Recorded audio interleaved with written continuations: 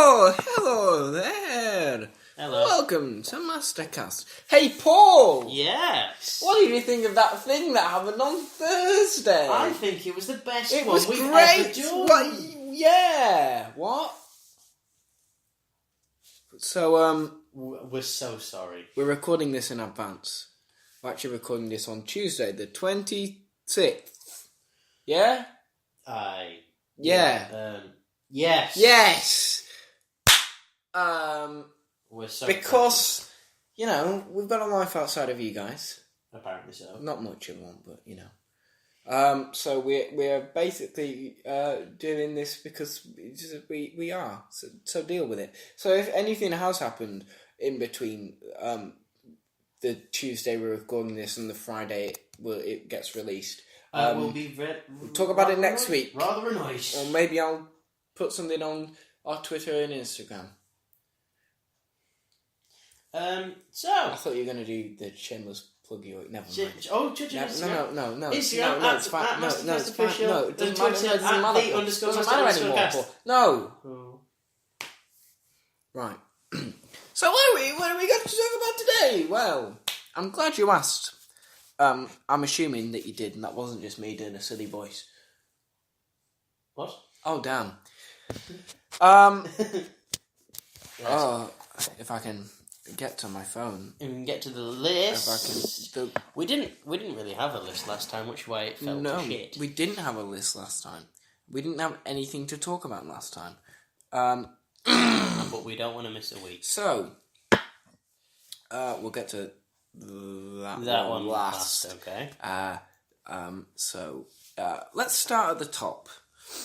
So, over the weekend, Zack Snyder was at a event. There was some fan event or whatever. I'm going to be honest, I don't know the details of it. But Zack Snyder was at a panel. He was there, and I'm fairly sure he was a bit pissed. As in, had a bit to drink. Okay. Not angry. Oh, right. I mean, he was a bit pissed off his head. Bit Boozy. he was. Indeed. And he was asked about the fact that Batman doesn't kill in, good Batman media, and the fact that his Batman does kill, and the backlash to that. And I don't know if this is it in its entirety, but this was basically his response when asked about the killing and the response to Batman and just superheroes in general killing in his films. Okay. He said, shall I do a Zack Snyder impression? Please don't. What? No, hang on.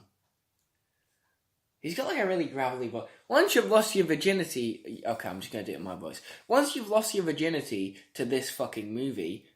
That's Batman v Superman. Okay. And then you come and say to me something like, my superhero wouldn't do that. I'm like, are you serious? I'm like, down the fucking road on that. It's a cool point of view to be like, my heroes are still innocent. My heroes didn't fucking lie to America. My heroes didn't embezzle money from their corporations. My heroes didn't commit any atrocities. That's cool, but you're living in a fucking dream world. That's what he had to say. Very mature and reasonable. Very composed as well. Yes, yeah. And, it's nice to know you can string a sentence together without using the words like or fucking. So, basically he's wrong. Yeah, pretty much. And, trying to defend... he said that people need to wake the fuck up. Yeah.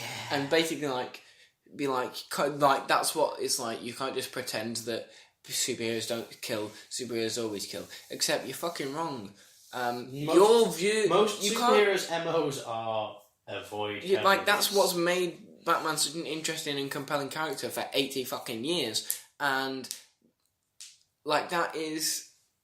what am I trying to say? What you're trying to say is Zack Snyder's just fun. Oh, yeah, the fact that he's trying to, defend his vision for the DC films when the films, the DCEU in general is heading away from that with films like Shazam, which looks fun and,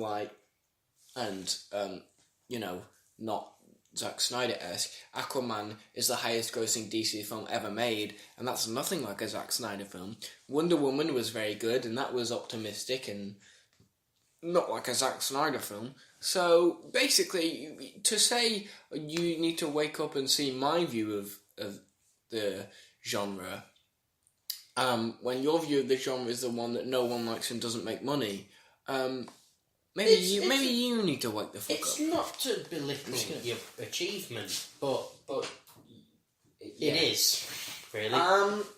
It's not the best, Zach, man, what are you doing? And the fact that the way he uses, I'm not saying you can't use swear words, you just sound immature, and, people who use swear words are just big dum-dums who aren't intelligent, but I think there's a way to use them, and, to make an intellectual point, and that wasn't the correct way to use them. Well done. No, basically, I think he's basically pulled a year 7. Oh, yeah. He just learnt the word fuck and then put it everywhere. But, yeah. And apparently, I think he was slurring his words. I watched the clip of it, and yeah, he was pretty obviously drunk. Yeah, so it was like, good one. Really, wow. I mean, very good. It's a bit odd, but he shouldn't have gone to the panel thing. Do you want a strawberry bomb? I'm good, thanks. Okay. But thanks for offering. It's a thought that counts. I know, thank you. So, yeah.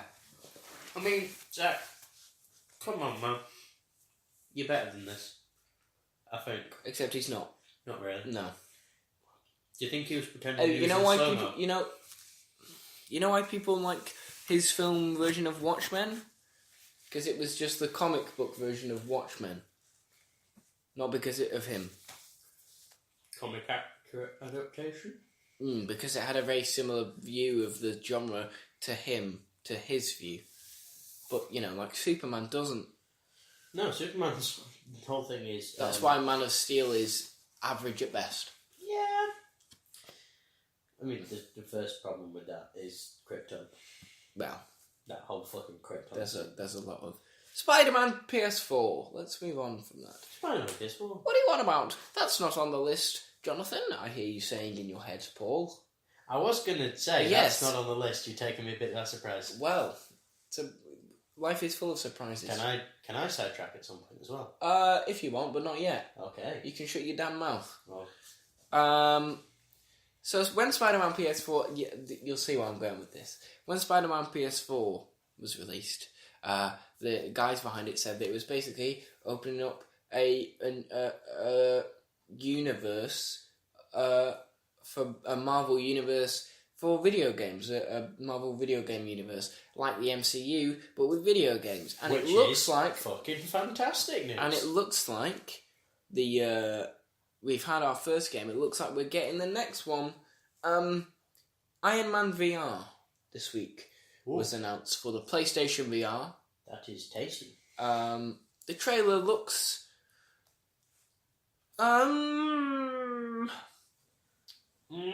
yeah. Is it a bit iffy? It's a bit iffy. Okay. But there's one thing I'd want to see. What do you want to see? In an Iron Man game. As opposed to really... I want to play the bit where Tony Stark beds a lot of hot women. Okay, I don't want that. I want... Look me in the eye and tell me you don't want that. I don't want to... I don't anyway, want to see no, but what I do want to see in it is an actual destructible environment. Yeah. Fully destructible. Because that'd just be interesting, because then you could just power through a building in your suit. Yeah. What kind of... I mean, I know you don't really care for Spider-Man PS4. Not especially. I respect its achievement. Yeah. And, I mean, I would love it if I had a PlayStation, but if I had a PS4, but I don't. And that's not... You're not really into those types of games, whereas I am. I love the Arkham games, and I think, and from what I've seen Spider-Man PS4, it looks very, very good. So what kind of games would you like to see in that? I think it would be good because we're gonna get. They're obviously gonna make a Spider-Man 2. it's interesting to see if this Iron Man VR is connected to Spider-Man PS4, which I suspect it will be in some way. More than likely. Especially with it being PlayStation. I'd imagine it'd be handled in a similar way, as in like the availability of all the suits and different abilities. Yeah, I think it'll be... I don't know, because VR games are not the same in like the story, and there's not like an open world in the same way and stuff. Because it's an entirely different console and concept and format. Controls. Yeah. Controls are the main issue with this kind of VR. Because, to be quite honest with you, I love the idea of, hey, you're basically in the Iron Man suit. But the whole thing with VR is the main restriction is movement. You can't move as fluidly. You've got to, like, in some games you just teleport to a certain place, or you'd have like some motion controls on the sticks. Yeah. Which isn't very VR-esque, but I'm not so sure as to how they do it. I'd be interested to look into it and see how they do it.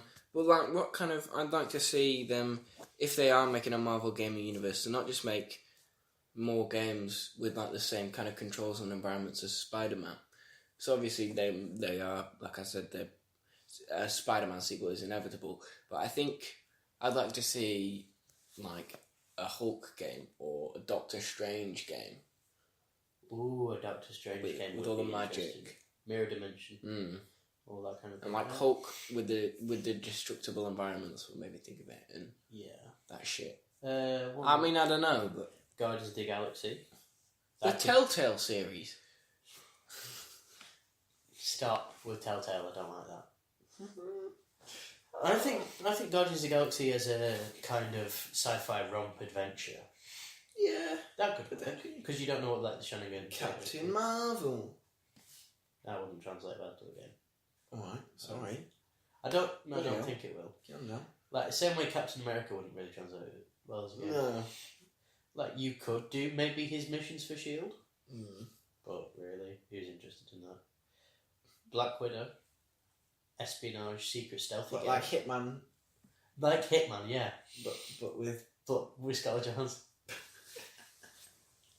That would be quite interesting. Yeah. It could potentially. I mean, who knows?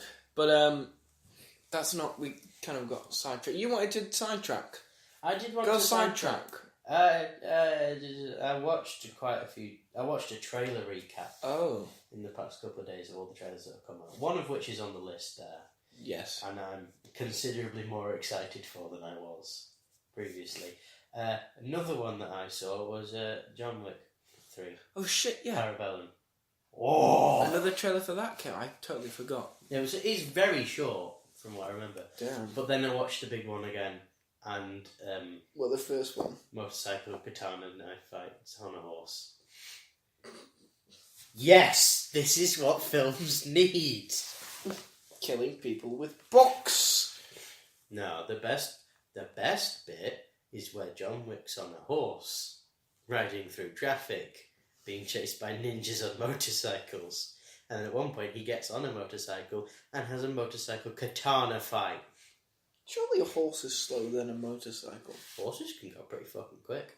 It was in traffic as well, though. Yeah, surely a motorcycle's got more manoeuvrability. Which looks more badass, Keanu Reeves on a motorcycle or Keanu Reeves on a horse? I'm not questioning the badassery of it. I'm just questioning the functionality. Yeah, it's and not very practicality. That horse better be alive by the end of that film. Oh, it won't be. No, it won't. If the dog's anything to go by.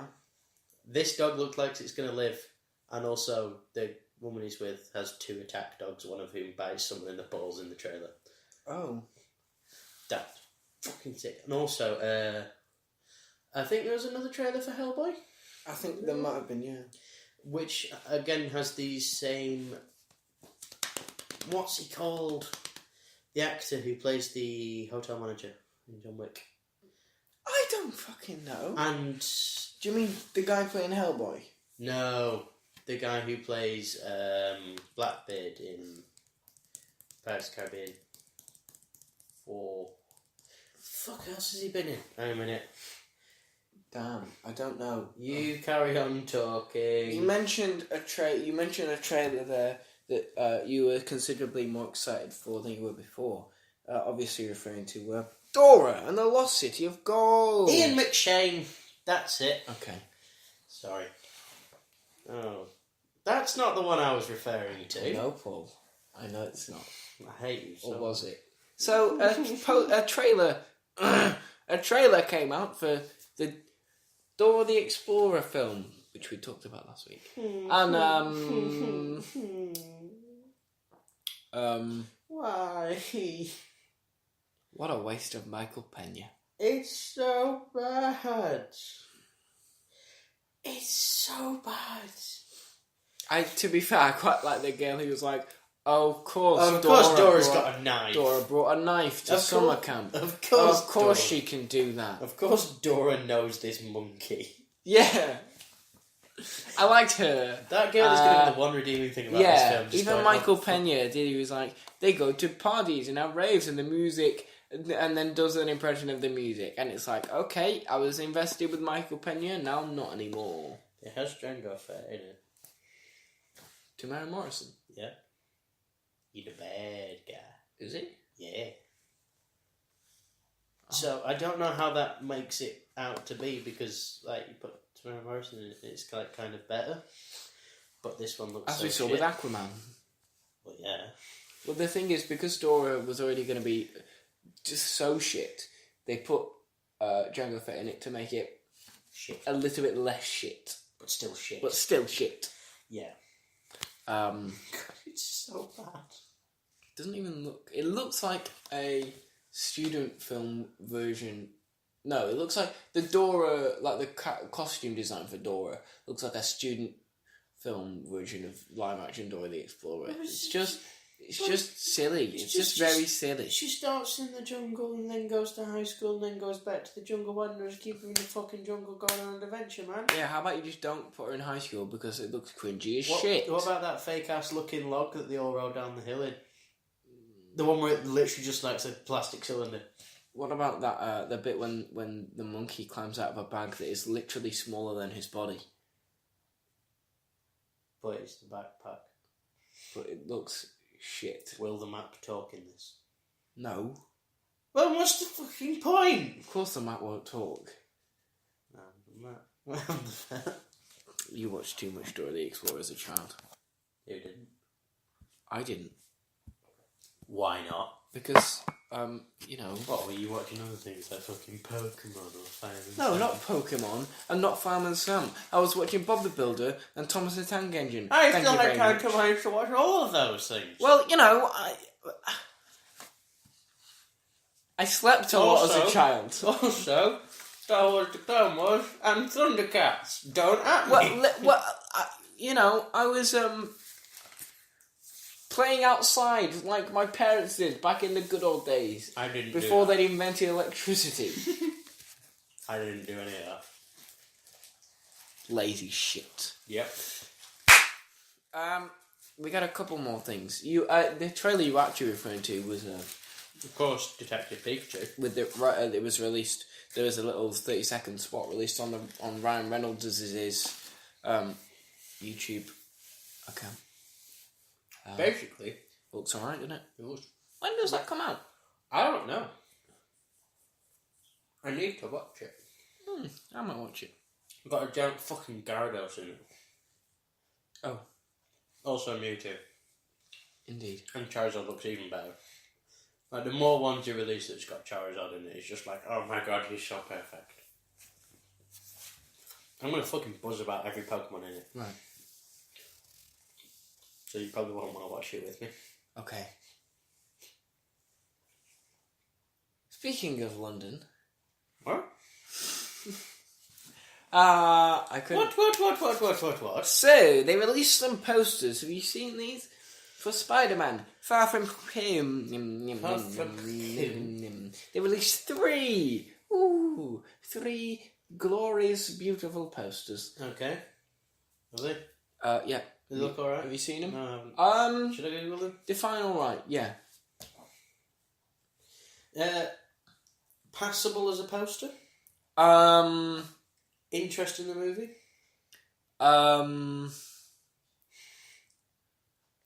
they're not as bad as that one for Homecoming, where they shoved all the characters on it, and it was an absolute clusterfuck. It's not as bad as that one. Is it those ones? Yeah, so we've got this one, which is Venice. Venice. The Venice one. The Venice one looks pretty good. I like that one. Yes. We'll go to that one last. That one last. That's the one that's doing the rounds the most, I think. This one is in Germany. Germany. That's the Brandenburg Gate. Yeah. That one looks alright, although why that's such a reflective ground surface. Yes, okay. I'm not really sure. And then there's the London one. So, obviously, in Spider-Man Far From Home, Spider-Man gains a new superpower. Being able to turn the London Eye 90 degrees. I was going to say, that is going into the river. Yeah. I don't know why. What? I don't... You could have just done it so it's on the closest side of the London Eye. Just had the... I don't even like London that much, and that annoys me. Okay. I saw someone on Twitter was like, Spider-Man has no, he can't swing off anything off Big Ben. He's got no power in London. It's useless. And it's like, what? So maybe that's a way of creating more drama and interest, because Spider-Man can't use his web swinging abilities like he can in New York. It's okay to be different, you know. It's not like he was swinging off tall buildings all the time in fucking Homecoming, was it? It was literally a scene where he ran across a park. Plus, the buildings don't have to be tall. He can literally just catapult himself off something that has just some height to it. Yeah. Most buildings are 3-4 stories tall in London. Yeah. Also... Yes? Why is it so damn shiny? I don't know. Well, it's a nice look at the new suit, though. You can see the white spider logo on the back. Yeah, the new suit looks great. It's just kind of all the backgrounds except for Venice. Oh, shit. The Venice one is the best. Fake as shit. But... for a start, we know the London one's fake as shit. It's just wrong. I don't understand Unless why. there's an action scene in the film where the London Eye gets, fucking broken and it ends up going that way. We see that shot, I will not be happy with it. Well, I suspect that you will not be happy with it. Well, probably not. So the final thing for us to talk about before we get on to what we've decided will be the main topic for today. Yes. We don't usually get too political on here because, Because that's not what we set out to do. Despite the fact that we talk about Captain Marvel every week. Whammon! Which is, the last I checked a couple of days... Well, I said I checked, I didn't check. I saw a couple of days ago that it was on 900 million. So it will almost definitely make $1 billion. That boycott really paid off. Well done. Oh, God. Right, so... Big bad YouTube news. Article 13 got passed this week, which means that can you not just talk into the microphone? On YouTube, it will be very hard. Stop doing that, it's annoying. It's sexy ASMR. No, it's not. So, I don't actually know if anyone heard any. Probably not. Okay, Article 13. Article 13 got passed this week. Today, I think, for us at least, today, but not for you. Because that's not how time works. Whoa. Alright, Keanu Reeves. Whoa. Wow. Wow. Right, so, Article better, 13. Not the best thing in the world. Not as world-ending as YouTube has made it out to be when it was first announced. No, but people still, it's still shit for a lot of YouTube creators. And it's just another reason why, creating content on YouTube is just not a appealing thing anymore. Not particularly. It was always going to be a challenge, but I mean, it's just got infinitely harder and more law breaking. Yeah, it's just just what is the point? Just YouTube. What are you doing? People well, it's not this. The fact that the YouTube system is broken, the copyright claiming system is completely broken. Warner Brothers are absolutely terrible for claiming copyright for claiming videos. So basically any video about Fantastic Beasts, or I saw one YouTube channel called Gubs, The YouTube claim system is broken as fuck because the final action in your claim against the copyright is adjudicated by the person or company who filed for the strike, which I don't know. It's just a tad biased. It's pretty reasonable and fair. It should and not open to abuse. Oh wait, it's all of those things. It's all open to abuse. Well, and the only way around it is either turn off ads or delete the video. Yep. Both of which are shit. Yep. Absolute shit. Yep. I'm gonna say that's only introduced because YouTube doesn't want to piss off the big companies. Yeah, but it's absolutely ridiculous how much Warner Brothers especially. But they do need to have their own legal because team it's just it's a straight up violation of fair use. It is, which is law. Fair use is part of law, and the fact that companies are allowed to get away with just violating that is ridiculous. And Article 13 is just, another reason as to why, it's not a good idea to people who aren't going to want to start their own YouTube channel because you're not going to make any money from it. No. And the fact that, nowadays kids want to be social media influencers and they want to do what, Jake Paul does. Yeah. But, you're not going to be able to do that because you're not going to be able to make any money from YouTube. You're not... the copyright system, if you're going to try and use stuff that is copyrighted, even if even if it is fair use, you'll probably still get striked, claim for it because that's just how the system is. So it's absolutely ridiculous.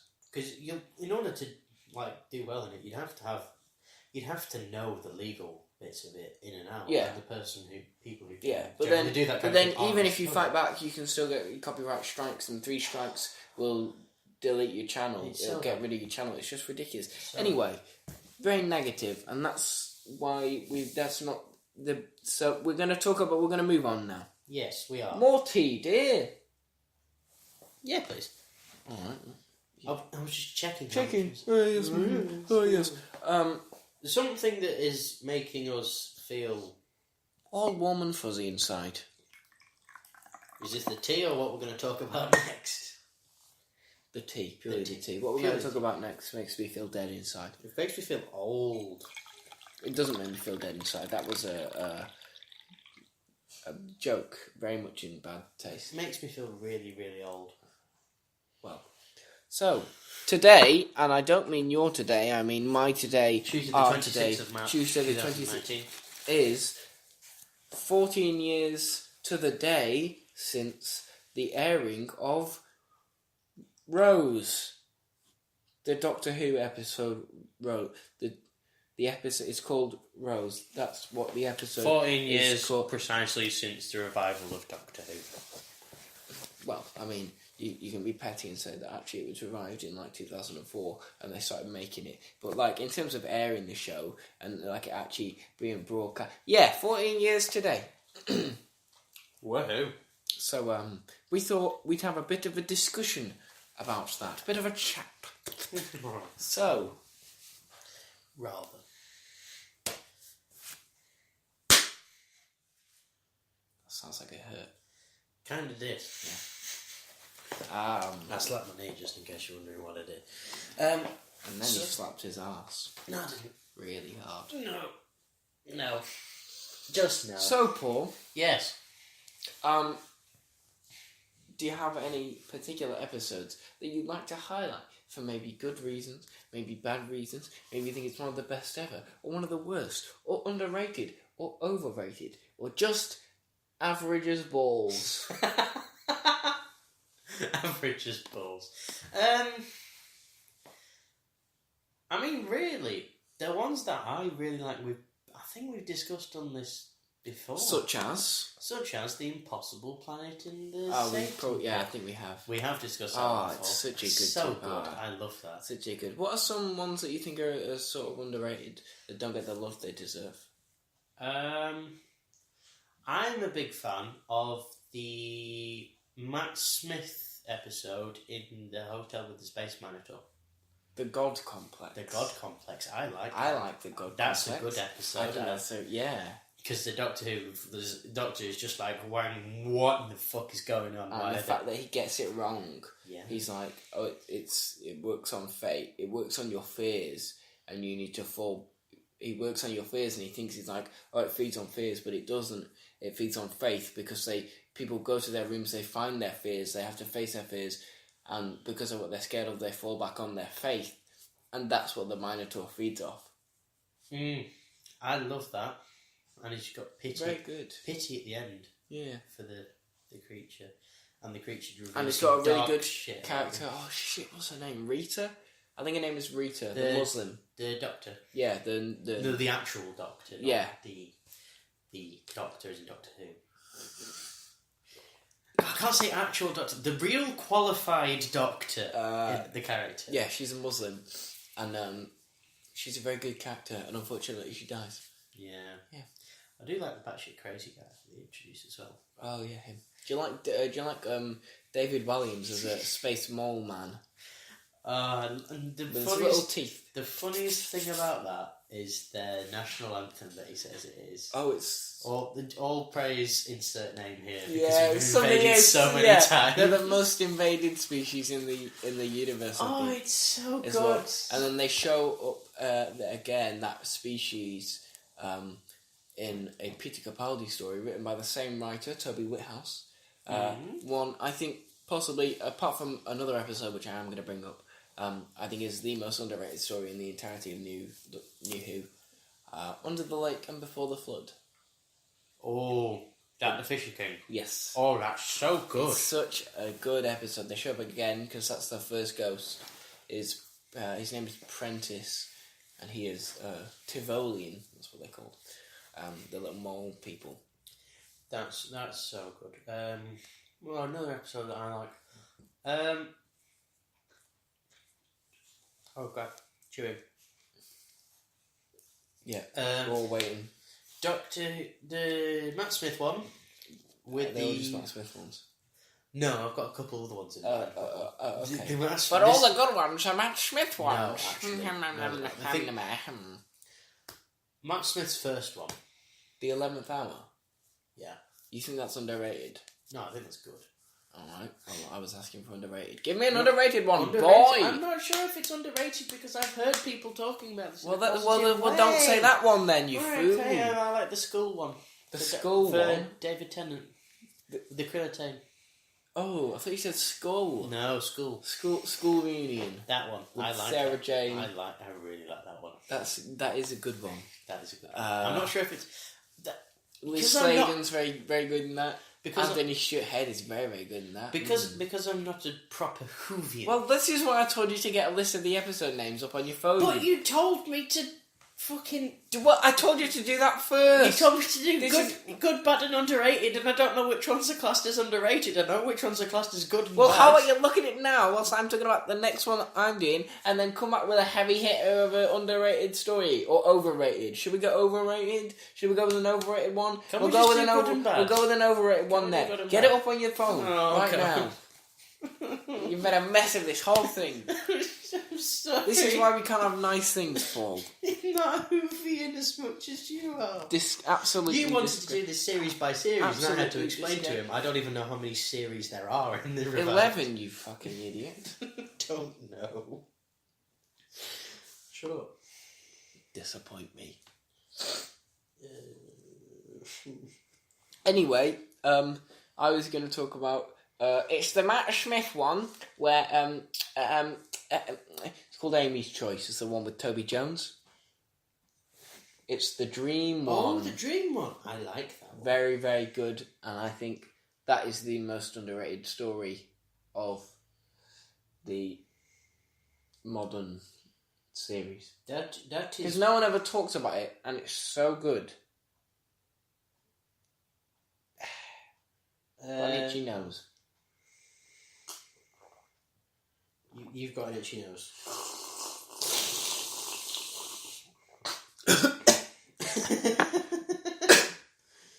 Wait, wait. Where is it? There we go. That's it. This was one I was thinking of. Oh, okay, here we go. The Doctor's Daughter. You think that's underrated? I just liked it when I first watched it. I really liked it. I think that was a bit boring. It's a bit forgettable. I like the fish peoples. The half. Fish people. Right. They've got stupid water tanks on their face. It's rather funny. Rank the Doctors. Rank the Doctors. The 5 modern ones. Well, you can include John Hurt if you want. Okay. 6. What's number 6? The lowest. There's Eccleston, and then there's Tennant, then there's Smith, Capaldi, Hurt, and Whittaker. Hurt and Whittaker. The girl one. The girl Doctor. Hurt and Whittaker. The girl one. Okay, the worst one I think is. Oh God, I think I'm gonna have to say Jodie. Jodie. Yeah. Okay, I will have to say, for me, my lowest one of those 6 is Jonathan Hurt. Purely because I know he's done a lot of audio stuff with Big Finish, but he's only had like the one appearance, but he was very good, and he played off Smith and Tennant very well. But I think so. He's supposed to be like the Doctor or the incarnation who did unspeakable things and was terrible and was a warrior, and the Doctor doesn't refer to him as the Doctor because he's so ashamed of it, and he was just a bit of an old grandfather, wasn't he? See, for me, that's why I like him a bit more than Jodie. Literally every reason you listed, I just thought that's more interesting because. Yeah, but I think as a character, I think for what he was supposed to be and what he actually was, I didn't feel like he was I don't feel like he is the version of the Doctor who has fought for so long in the Time War and he's hardened by it. Like, he just seemed like a nice old man, and that's not necessarily bad, but that's not. I don't think that's what the war. That's not what the War Doctor should be. I don't think. Yeah. Good point. And then my number 5 is Jodie, because she's and I think I'd like to rewatch Series 11 because I do think I think the more I think about it, the more I kind of like her. But I think it's a suffering of bad writing. Yeah, inconsistent writing, a lack of a defined character. And listen, not every Doctor shines in their first series. I think Tennant's first series was probably his weakest, just in terms of like setting the groundwork for his version of the Doctor. Because they need to get in the groove. And okay, this and Doctor. You can't say, well, I think Jodie's better than. You can't really compare them in the same way because she's still in her tenure, so she's not finished. Yeah. But I think hopefully she will have more of a solid character by the time she finishes her tenure. But as it stands now, she is still somewhat inconsistent and a bit too nice in terms of how I see it. But always positive. No matter what. Yeah. And I'd like to see in her second series an episode, a situation where she's pushed to kind of like Heaven Sent for Capaldi, where he was on his own. Yes. Or Waters of Mars for Tennant. Oh, that's a good episode. Where they're pushed and they're really... Or like Town Called Mercy for Smith, where they're pushed to their end and like her happy-go-lucky persona is really just tested and yeah. What's your number 5 then? I said Hurt. Hurt. So we did ours the other way around. They can be flipped so much, but it's just I prefer the whole idea of the War Doctor. Yeah. More than you do, I think. Personally, it's not that I dislike the idea of the War Doctor. I just think there's too much Doctor. It wasn't done. It Like the War Doctor. Yeah, Okay. in terms of the percentage of war to Doctor, I think there was too much Doctor, and there should have been a bit more war. Yes. Okay. More grizzled old man as opposed to cheery grandpa. Yeah, but he was still very good. Yes. You know, I'm not saying. So number four. It's my boy Chris. Is it? My number 4 is David Tennant. Oh. And if we were talking about all 13 or 14 Doctors, he would be a lot further down. I mean, we're only talking about 6. But if we're talking all 14, he'd be bottom 5. Oh. Ooh. Now that is no disrespect to David Tennant and his Doctor, because like I grew up with that, and it has greatly informed many aspects of my own personality. And David Tennant as the Doctor basically inspired me to do what I want to do and to head down the career path that I want to head down. It's basically like shaped my entire life. So it's not that I just think it's crap, but in terms of like as I've matured and grown, and I've kind of, there are so many different versions and interpretations of that one character, I kind of understand more the interpretations that I personally prefer. And David Tennant is too human, and he's too twee, and he's a bit.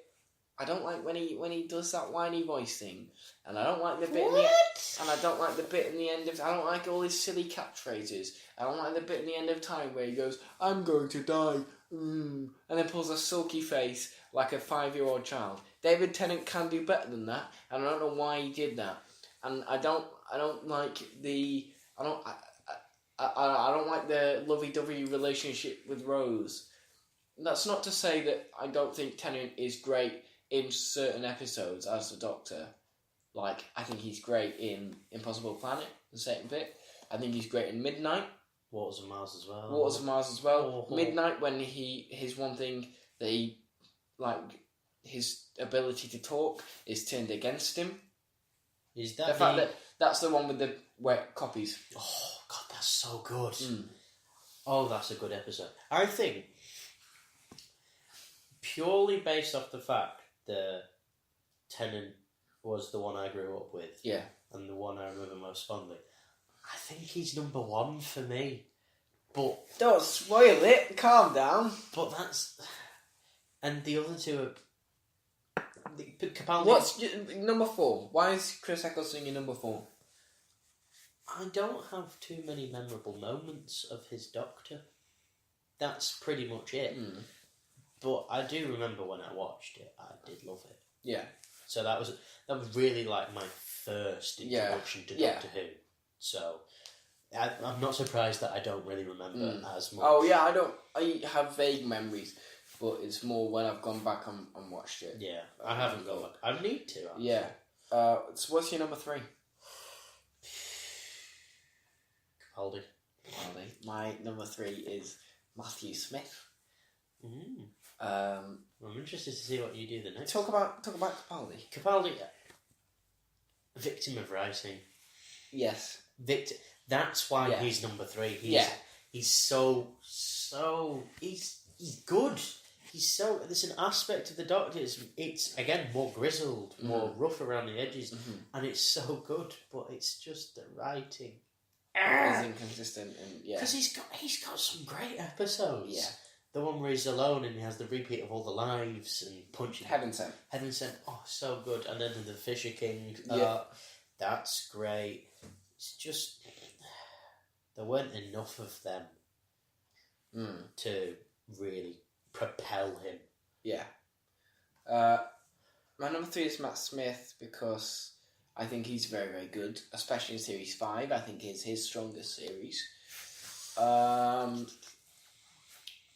I think his dynamic with the companions is very good, especially Amy and Rory. Less so with Clara, because at that point Clara didn't have a character. She was just a plot device. Yes.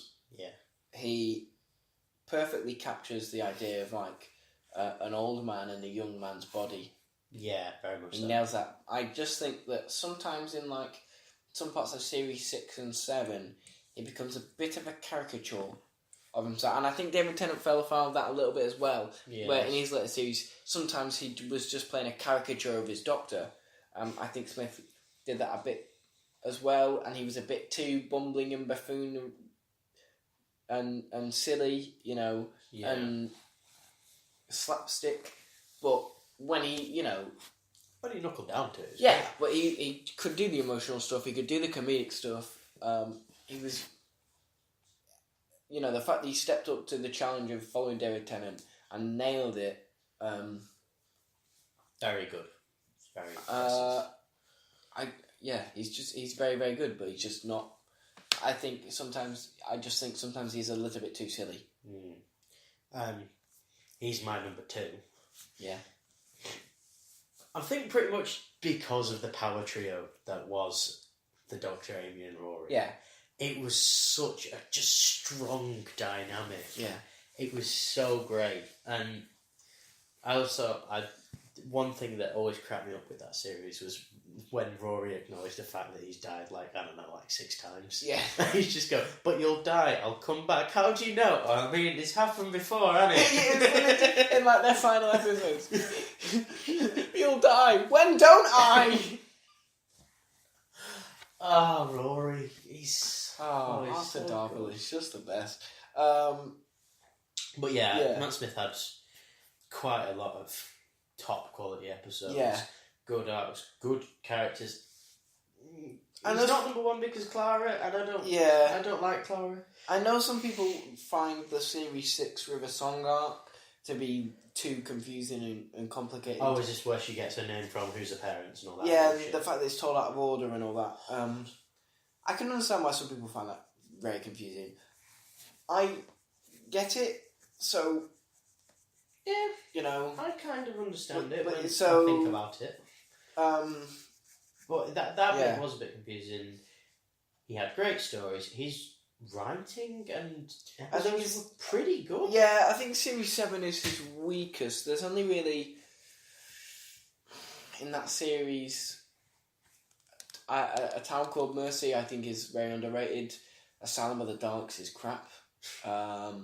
Dinosaurs on a Spaceship is fine. Power of 3 is good into the last 5 minutes.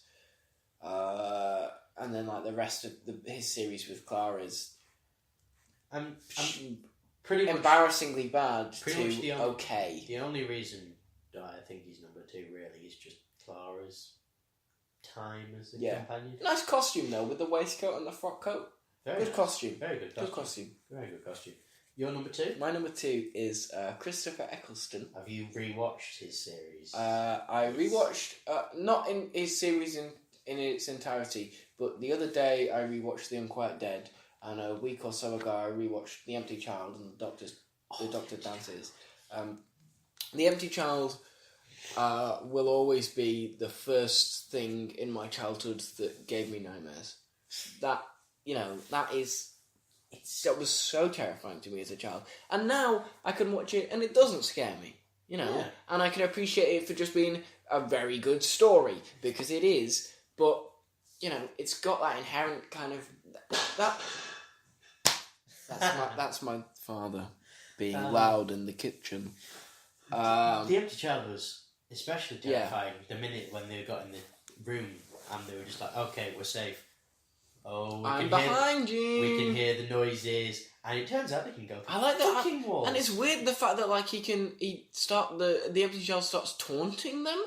They get into a room and then it plays through the radio and it's like, "I can hear you. I'm coming to find you." It's like, oh, that's okay. It's like, no, thank you. Do you know what it's on the same level as? What is it on the same level as? It's on the same level as little child laughing when you can't see. Yeah. Where it's coming from. Yeah. In a dark room. Which they kind of did with the angel cherubs in Angels Take Manhattan. But then they ruined that whole creepy atmosphere by making the Statue of Liberty a weeping angel. Whoever thought that was a good idea, just no. No. Why would you do that? But I think Chris Eccleston... Surely you think with that one, though, everyone's looking at that. Yeah, it's just ridiculous. It's just insane. There is no You way. think no one would go, "Oh, jeez, where did the Statue of Liberty go? Oh, look, there it is by a building. How did it get there? Let's put it like this.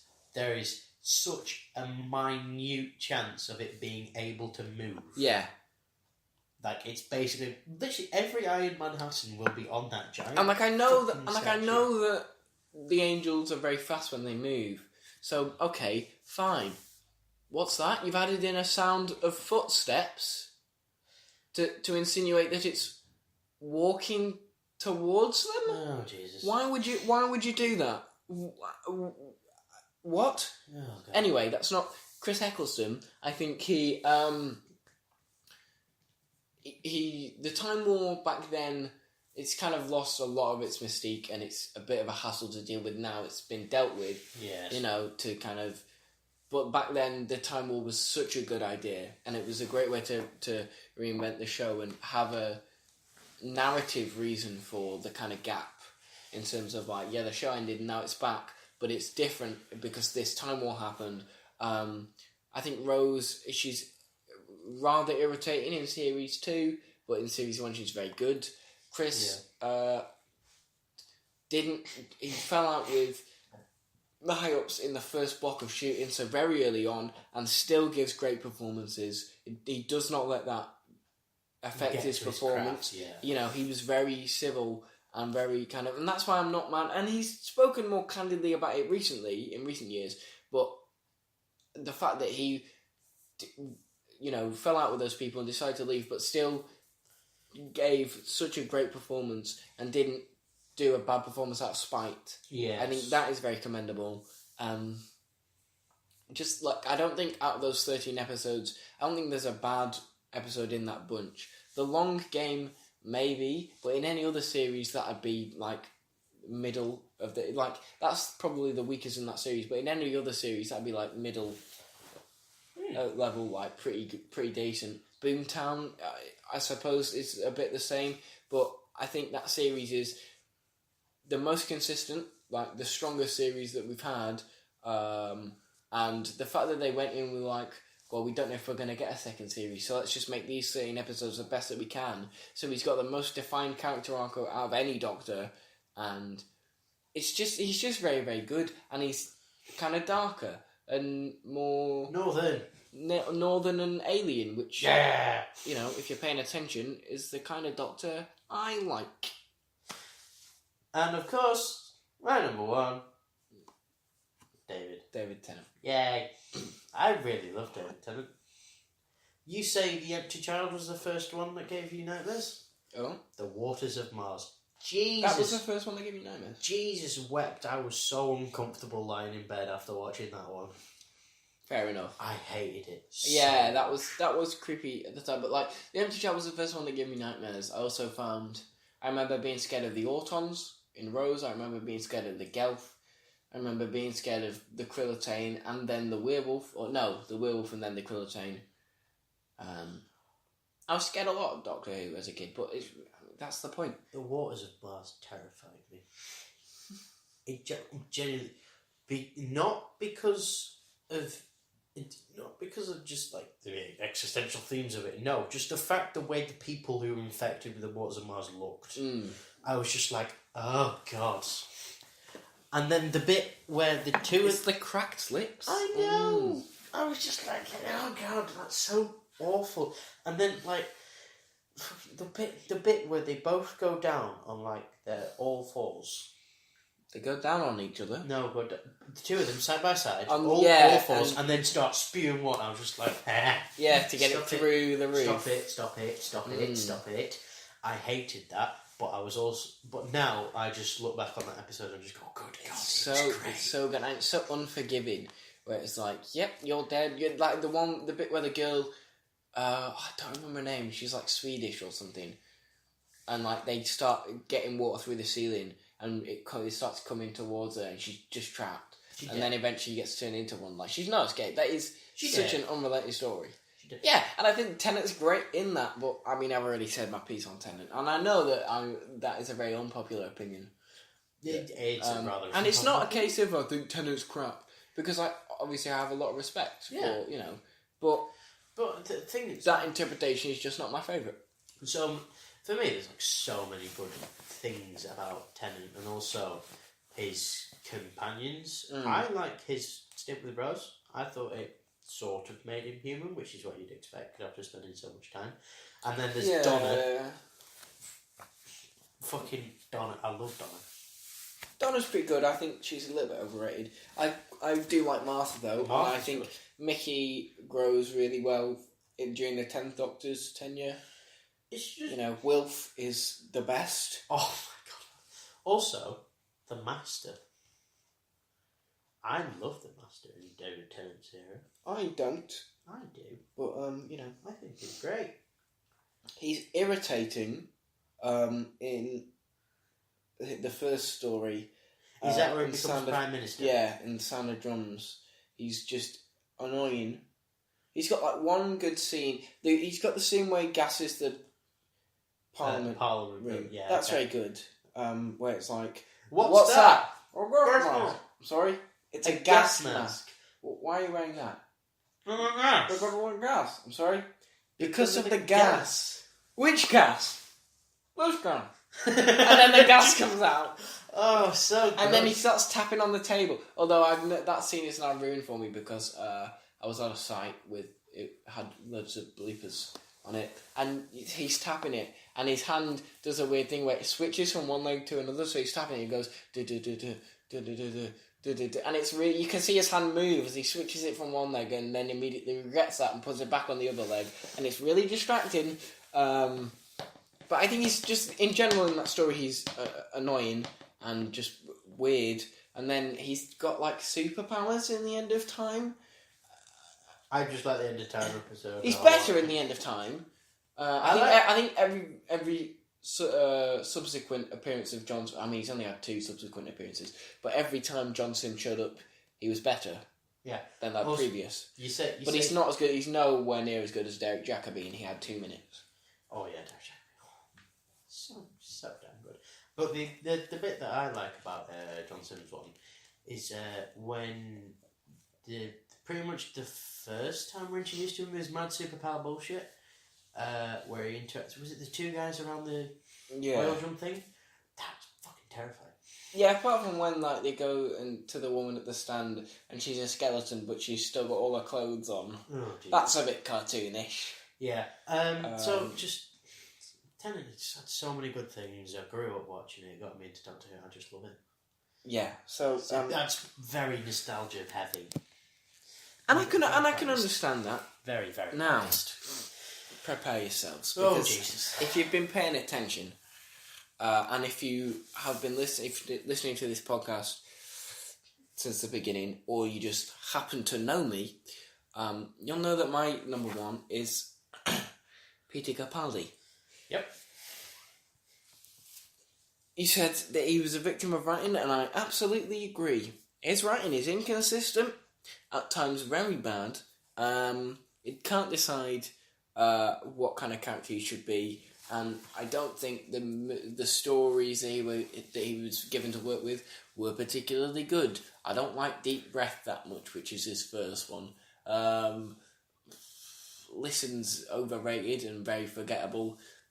What's the point of the Caretaker? Kill the Moon? No, thank you. In the Voice of the Night can fuck off. It's my least favourite episode of Doctor Who ever. Mm-hmm. Literally ever. Santa Claus? No, that was a bad idea. The Dalek 2-parter in Series 9? Bad. Just bad. What happens in the first part? Absolutely nothing happens, and that's what happened. Nothing.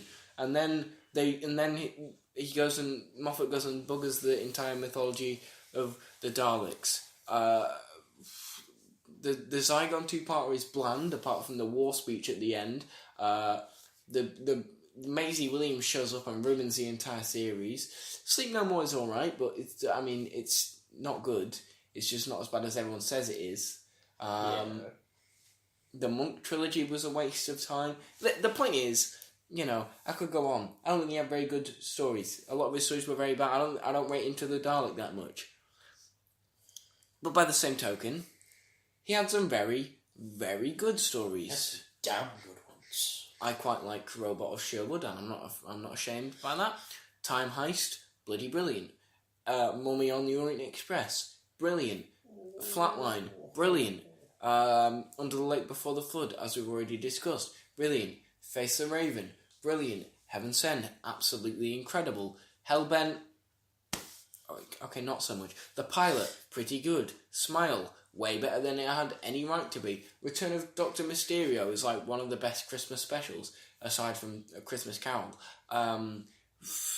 Knock Knocks, alright. I rewatched Oxygen yesterday, was it? I think it was yesterday. Pretty good. Very good. World Enough and Time and the Doctor Falls. Very, very good for the Master and the Cybermen and the companions and stuff. And, alright, people don't like Twice Upon a Time because it made the first Doctor a sexist. And that, I don't stand by that decision. But if you can get past that, and I read the novelisation of that, actually, the Target Star novelisation, and it kind of explains why he's so sexist a little bit. But aside from that, it's a very good regeneration story. And aside from just the quality of the episodes, Peter Capaldi was able to, even in the worst of stories, he was always able to make... Some movies. Yeah, he was always able to make it good, and he was good in it himself. Matt Smith was also pretty good at that. Like, even in bad episodes, he was good. And Capaldi can save pretty much any episode, apart from In the Forest of the Damned. There's a lot of annoying children, and it's the dumbest concept ever. But, I don't know what it is. I don't know why I like him so much, because, going on a purely, logical basis, he's not the best. Yeah, he's... I would say that if you're just going to separate favourite and the best, Eccleston's the best, but Capaldi is my favourite. Yeah. And he just is. Sorry. And I'm really glad that since his tenure's finished, popularity for the Capaldi era and appreciation for it seems to be growing. And I think we'll look back in 5 years' time and go, that was really good, and at the time we all thought it was shit. And people can say, yeah, it has its problems, but look at how good Capaldi was, and we didn't appreciate him at the time. Yeah.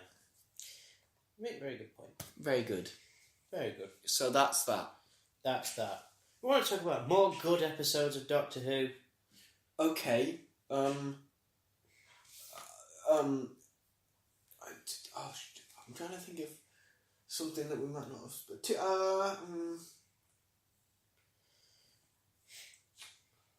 I'll tell you what's a pretty good episode. What? Resolution. Which one's that one? That's the most recent one. It's the New Year's Day one with Jodie. That's alright. The more I think about Series 11, the more I kind of enjoy it, but I do want to rewatch it again.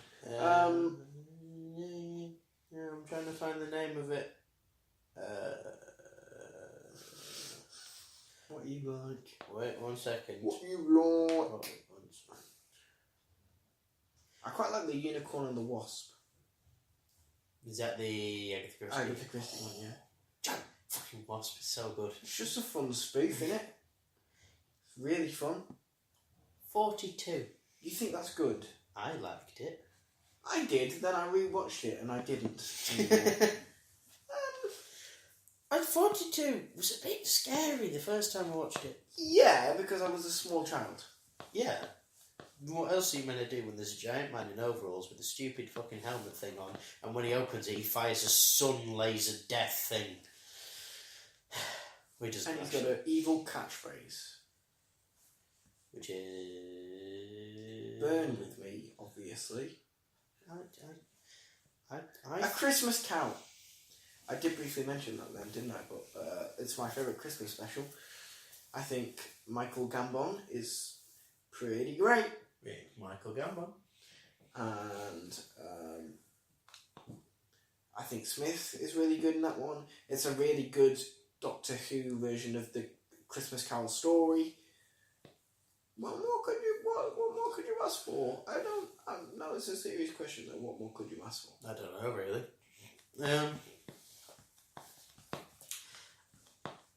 What about Blink? Can an episode be both overrated and fully deserving of all the praise it gets? I don't know. That's what Blink is. It's damn It's like, good. yes, it is incredible and it does deserve all the praise it gets. But it's also overrated, and I don't... Do you not like how much it's focused on as opposed to appreciating some other ones? Yeah, I don't like when people say, "What's a great way? It was a good episode to introduce people to Doctor Who." Yeah, show them Blink first. Why? The Doctor's not in it for most of it.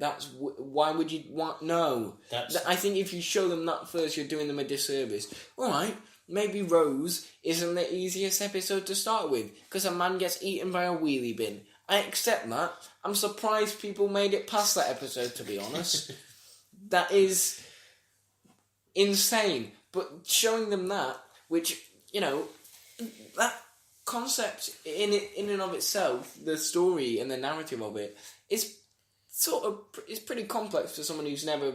Well, I don't want to say, I'm not insinuating that someone who's never seen Doctor Who before is dumb, but you know what I mean? You can easily... If you've not seen the show before, you're not invested in it, I think it'd be easier to kind of just not bother. Yeah. And lose interest in the story. Because the thing is with Blink,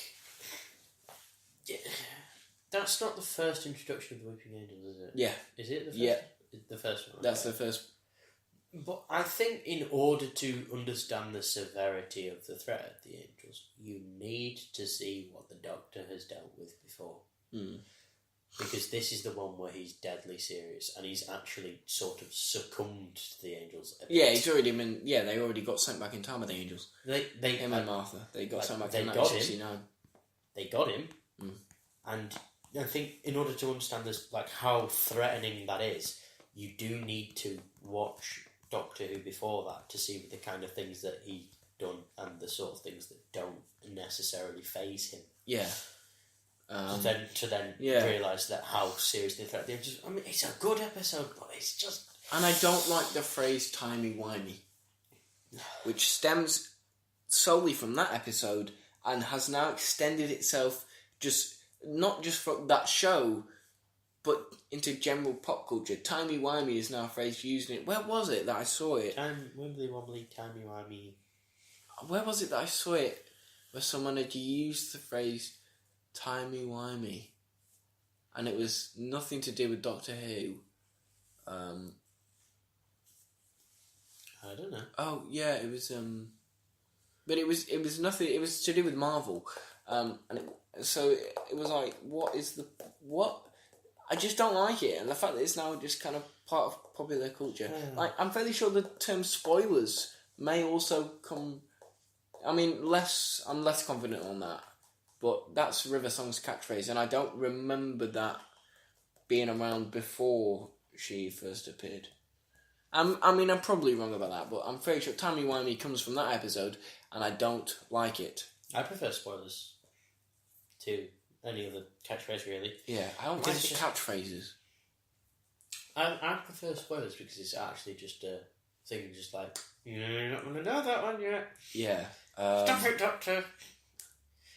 Fucking with everything. Also, it's just the whole Doctor Who River Song thing. Wasn't it in the library? Yeah. Is that what the episode was called? In the library. No, it wasn't in the library, was it? It's called Silence in the Library. Silence in the Library. But it didn't feature the silence. No, it was the piranhas. The Vashtanarada. The shadow piranhas. Piranhas of the air. Shadow piranhas. Right. The piranhas of the air, they wouldn't care where the shadows were they? Well, but this... Fine, Paul. Fine. Just ignore what the episode itself tells you. I'm going to hit you with a cushion. There you go. I hit him with a cushion. Subscribe. For more cushion abuse. It makes it sound like I'm abusing the cushion. Someone get me a knife to stab this cushion. That's a lot of damage. Now that's a lot of damage. Oh, God. No. Do you want to quickly talk about some less than stellar episodes? Like? The Lazarus experiment. Oh, God, I hope that wouldn't get brought up. In the forest of... Actually, no, I don't want to talk about that. Can we talk about the Lazarus experiment, please? I suppose. Right, okay. The whole idea of it... Okay, I'm not against that. Oh, The fact... he's de-aging him. Oh, that's pretty... What? Why does he have a scorpion tail? Why does he turn? What? Why does he turn into the Scorpion King from the Mummy, which we all know Why is does the he best bit of CG ever put in film and Why media? does he have a weird lip that, like, separates? I mean, it is terrifying, It's but just- not for the reason that it's scary. It's just horrible It's to look terrifying at. for all the wrong reasons. It's just In turned me 2007, it was way too ambitious for the BBC budget. so Even now, it's too ambitious for the BBC budget. So and also the awesome. fact that they explain it's like it's some like locked away genes, like a version of evolution that humanity could have gone down, and it didn't. It was like, what? What version Humans of come evolution? from monkeys. When did monkeys become like weird scorpion monsters? It's just weird.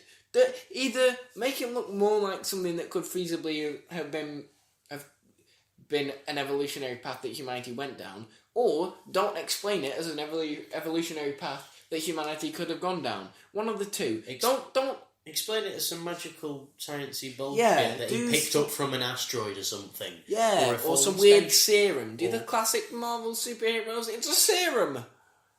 Not a serum. Do some magical bullshit technology that you found. Either way, just don't explain it the way you did.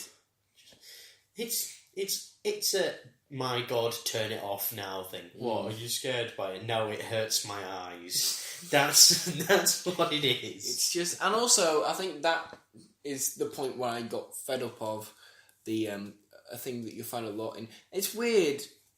Maybe it's a Russell T Davies thing. It's something that they kept putting in the scripts, or it was just a directorial choice. But throughout the RTD era, there are numerous times where you get POV shots from the monsters. Oh yes, In the End of the World, you get it from the robot spiders. The little things that Cassandra brings on. I'm pretty sure you get some POV from those. You get POV from the Reapers in the Reapers are fucking terrifying. Father's Day. Father's Day's pretty good. Can we just talk about the Reapers for a second? Holy shit, their design is terrifying. I find them really fucking cool. Yeah, I suppose if you're in that situation, they'd be pretty scary, especially because they just go down and eat people. It's just like... You get POV from the Jagrafest, I'm pretty sure. There's no effects put on it, so it's harder to tell that it's POV. But it's from the ceiling looking down, and Simon Pegg is looking up more or less at the camera. So it's basically Jagrafest POV. Jagrafest is fucking weird. You get gas mask zombie POV, not just from the empty child itself, but from the other gas mask zombies. You get Dalek POV, you get werewolf POV, you get Krillitane POV, you get Cyberman POV at one point. No, you don't. Yeah, you do. When? On-board camera with the Cybermen. When the Canary, when they're both the Cybermen and the Daleks are at Canary Wharf. Oh yeah, It's not on-board camera. It's not necessarily it's POV. but the camera does shake a bit. You get POV from the massive fucking wasp thing. Yeah, you get Lazarus Monster POV. You get there's probably others. Do you get? You do? No, you don't get. You do because it's the more monstrous ones that you get POV of. I'm not necessarily. You don't get POV of Satan. No, but you do get what effectively he would see. Because at some points the camera is looking far down back from the ledge, looking down. Yeah, but at that's it. not But the it's not Beast POV. It's not Beast POV. It's just a camera angle of what you'd see. But there's just so many POV shots throughout the RTD era. It's just like, Oh, the Lazarus experiment. stop. Why? I get right. Let's first off put it like this: the name Lazarus, very clever, Very on the nose. very Once nice. you realise, when I heard the word Lazarus outside of the context of that episode, because I thought it was just a made up word at first, and then obviously it's not. It's about rebirth. Yes. And then I thought it was very on the nose that the character was literally called Richard Lazarus. Yeah. Very on the nose. If he gave it to himself as like a nickname, okay. Maybe but that's Richard his actual... Lazarus something. Yeah, but that's his actual name. It's like he's destined for nothing else in life. And it's just a bit silly. Yes, it is. Do you get Toclafane POV? You might get Toclafane POV. Toclafane, which ones are there? They're the balls that the Master brings with him. They're the Master's balls. Oh, the Master's millions of balls. Yeah. The Master's big balls. Billions and millions of balls. Yeah. Don't You get Tritavor POV. Tritavor. They're the flies in boiler suits in Planet of the Dead. Flies in boiler suits? Yeah. In the desert planet. Do you get POV of them? Pretty sure you get fly POV. Tritavor POV. What are the fucking names of the giant, weird, creepy insect things that fly everywhere and eat everything? The stingrays. The stingrays. They're just called stingrays. Are they literally just flying stingrays? Yeah, they're flying stingrays with metal exoskeletons. Yeah, that's why I thought they were a bit weird. They're called, but they're just called stingrays. They're just fucking insane. That whole episode, I think, was rather fun. Yeah, but ultimately forgettable. Malcolm. Well, Malcolm is why did Malcolm never come back? It's a very good character. Do you know what? Fucking Unit 2, Malcolm's back. I forgot about Unit 2. Unit 2 Electric Boogaloo. The Gentleman Unit. Gentleman Unit. Malcolm, head of science. Move out the way, Richard Osman. Yeah. Malcolm can use the little laptop now. No. Richard Osmond is still like... But Malcolm sits next to him. No. Richard Osmond is like communications master with Mr. Smith. Double checking. And Malcolm is chief science guy. And he creates more units. Because he's got the Malcolms and the Malcolms Garys. and the Bernards. The Bernards. Yeah. Oh, he needs to just make more names like that. I'm trying to think if there's any other monster POVs. I don't think there are. The point is, it happens loads and it kind of gets a bit irritating when you get to like Series 2 and they've already used that same gimmick like 7 times. Like, stop. Just no. Any other bad episodes that you want to highlight?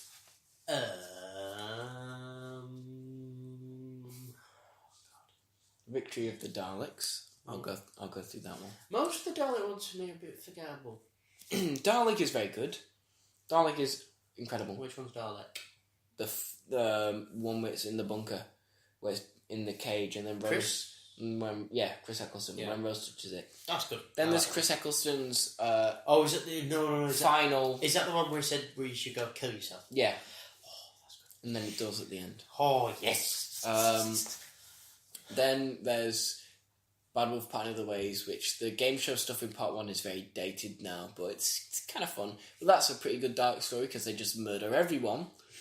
Then they show up to overshadow the Cybermen in Doomsday. Which then is the Canary Wharf. Canary Wharf.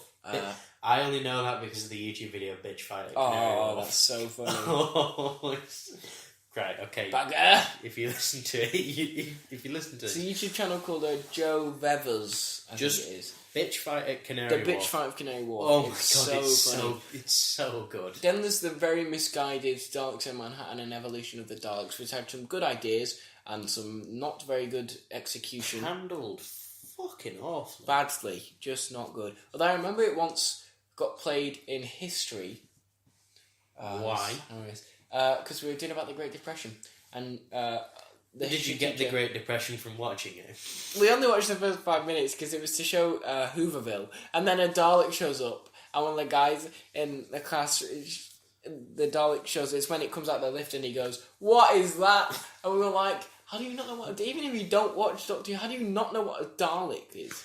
How can you... To be fair... British robot things! Ask your nerd friend! To be fair, he was Polish. So, because obviously anyone born in Britain grows up knowing, they just know what Doctor Who is. That's a Dalek. They know about Doctor Who, they know that it's a bit crap, and they know what a Dalek is. Maybe a Cyberman. Maybe a TARDIS and a Cyberman, yeah. But you know about Doctor Who, and you know what a Dalek is. You just know. And you know about there's a bloke with a long scarf. What colour scarf? Involved. Would you like a jelly baby? That's what you know. Whether you watch Doctor Who or not, you know what a Dalek is, and he didn't.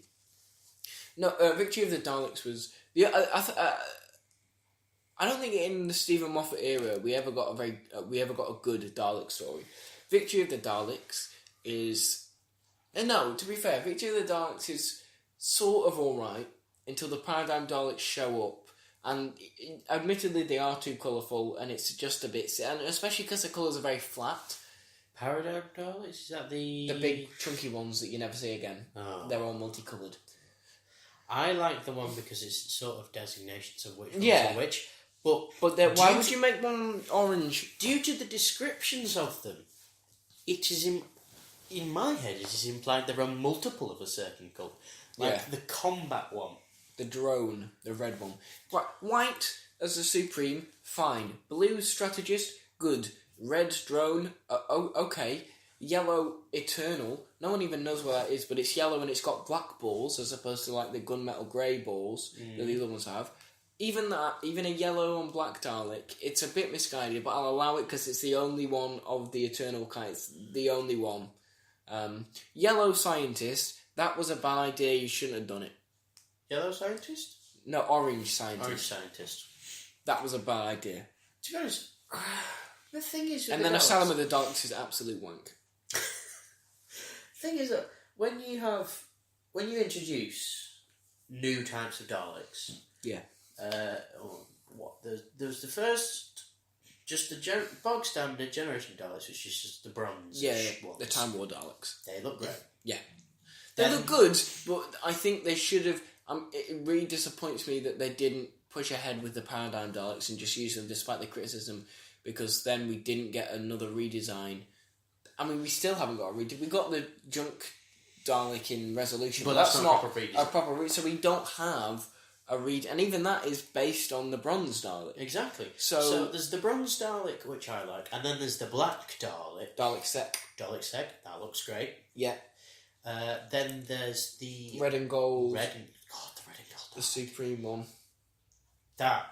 There's actually the Emperor's Guard Dalek in Part in Other Ways, which are mostly bronze, but they have it's either black or brown domes. They're Emperor's Guards. But the Supreme Dalek. Yes. That is the best looking Dalek. I think it is because it's sort of, if I remember rightly, it's sort of kind of like the one Dalek who's in the giant encased metal thing. The Dalek Emperor. Dalek Emperor, where he's got the kind of like 3 support structures on it. He's kind of got a bit of that going on with the 3 gold things that kind of connect his dome. That looks great. The Emperor Dalek looks great. Yeah. And just pretty much every Dalek iteration after that looks shit, apart from World War II Britain Daleks. Oh, the Ironside Daleks are so good. Oh, they're so adorable. Would you care for some tea? Would you like some tea? And Doctor Who just goes ham with a giant wrench. But I don't think that, like, any of the Dalek series in the Moffat era were any good. Asylum of the Daleks is absolutely terrible. It makes no sense, and it's not good. Like, that concept makes more sense for the Cybermen. For the Cybermen to have an asylum of like conversions that went wrong, and Cybermen that have gone insane because they've still got their emotions, and then they can see, like in the first Cyberman story of the new series, they defeat them by like over like. Is it the Cyber Controller? Is that the first one? Yeah, that's with the Cyber Controller, but they like give the emotions back. Yeah, they negate the effects of the emotional inhibitor, and like all the Cybermen go insane and their heads blow up. So like the idea of an asylum makes more sense for the Cybermen than the Daleks. Yeah. The insane Daleks don't even do anything to show that they're insane. The insane Daleks, the Daleks would just kill them. Yeah. They just would. They'd use the Dalek frames for the other things. Yeah, they'd just murder them. So it makes more sense for the Cybermen but it's just not very good. Then they like get their memories wiped by Oswim, but then they just the next time they show up, aside from the 50th anniversary, where it doesn't really, because that's a time war. The next time they show up is in Matt Smith's final episode, where they just get all the memories of the Doctor back from one woman. So what was the point of that then? Then it's Into the Dalek, which is just the episode Dalek again, but bad. Then they do nothing in Magician's Apprentice, which is familiar. They get defeated by Sludge. And then the greatest. They haven't had a story. Then they show up for too many little cameos and stuff, they haven't had a story. Isn't there kind of like until Resolution? Isn't there like kind of old cracked stony-esque Dalek in the Pandorica? The Big Bang. The Pandorica story. The Stone Dalek. That one's good, and that one shows that Dalek design was good, and it was just the colours because that kind of ruined them. You know it was that and design Dalek because of the eyepiece. And also just like the general shape of it was different to any other Dalek. It was that's how you instantly tell. Yeah, because the eye lit up and you're just like you see the lines kind of generate to it a bit, and it's just like.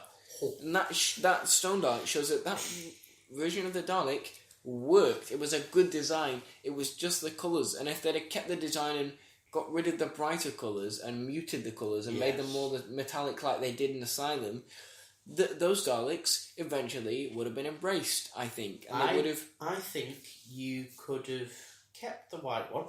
Kept the white one, the blue one and the red one. Kept the yellow one. Do something interesting with the Eternal Dalek, because that sounds interesting. And just... Even the orange ones, they're scientists, so it can be in the background. You don't need that many of them. Eternal Dalek? Yeah. Why don't you make it look really fucking old? Yeah. Like, sort of OG Dalek. But older. Yeah. So mossy. It's just like... No, the Bronze Dalek, but kind of like faded copper. Yeah, if you made it like a kind of faded goldish colour instead of the yellow, just made it look decent. It just did some interesting stuff. Make it old. But they didn't. They pussied out, and it was, Make it old and make the white one come to it for counselling. There we go. We fixed the Eternal Dalek. We're all week. We are fixing so many franchises on this podcast. So, that's that. But there we go. That's the rant about Daleks over. I hope when Chibnall does bring the Daleks back, aside from just the one-off in Resolution, if he does, when they come back, I hope they have a good redesign. They better. Because we need a redesign. We do. We just... Right, the Dalek design will no doubt stand the test of time, but my God, update it. What colour... Because in the classic series, they were like silver and greyish, originally, then they added like blue bits to them. Then the Genesis Daleks were like grey. Then the Imperial Daleks were like white and gold. What colours schemes would you like to see for the Daleks? Like in general, not like Paradigm Dalek rainbow colours.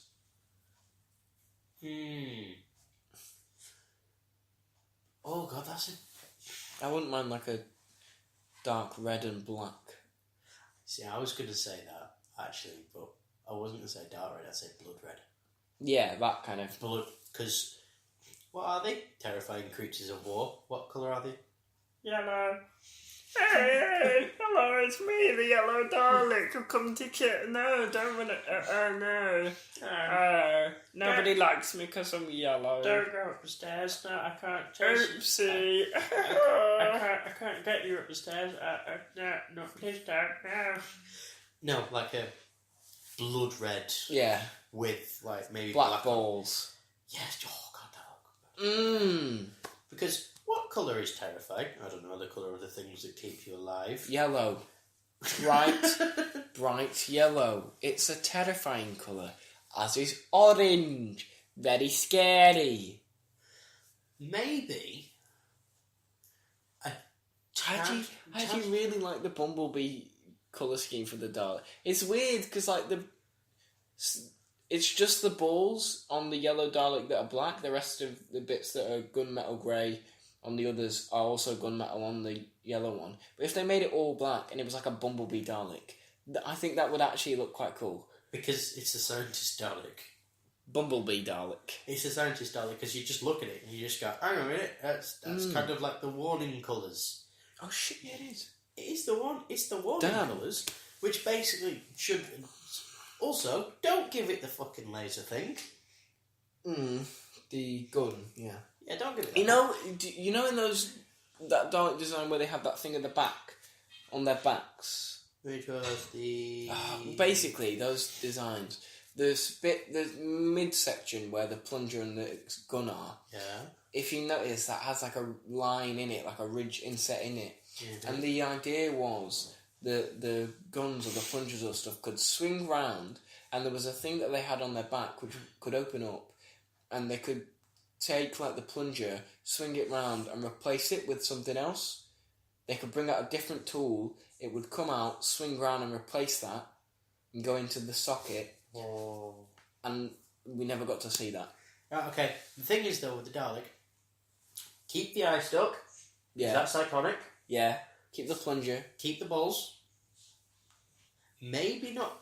The thing is with the plunger, I'm a bit iffy on it. No, you keep the plunger. You don't you dare. You're okay to get rid of it for like a one-off design in like Resolution, where it was like a 5-clawed claw. It was like a little claw thing instead of a plunger. That I'm okay with. Although I don't see why you couldn't put a plunger on a makeshift dart, but whatever. But you keep the plunger. You keep it. Okay. Keep it. Okay. I was going to say, like... That's like getting rid of the handlebars on a Cyberman. Yeah, I was going to say, that isn't... Or getting rid of the white armour for a Stormtrooper. Yeah. You can't just do that. Well, they did do it, and it looked kind of shit. Yeah. But I was going to say, like, a greater degree of specialisation with the utility arms of the Daleks. So we said with the scientist one, get rid of the fucking gun. It's not going to use it. Yeah.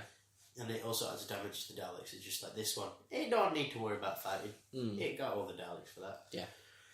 But I was going to say with like the drone one, maybe have a combat focused Dalek. Yeah.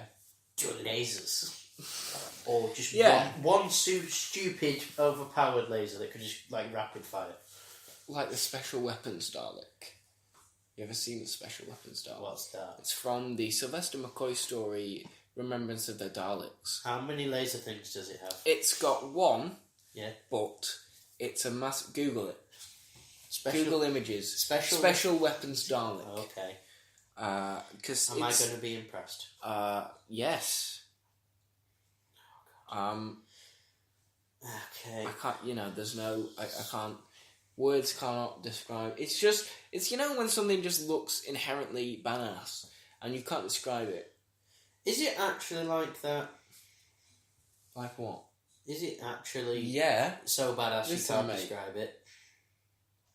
What the fuck? Yes.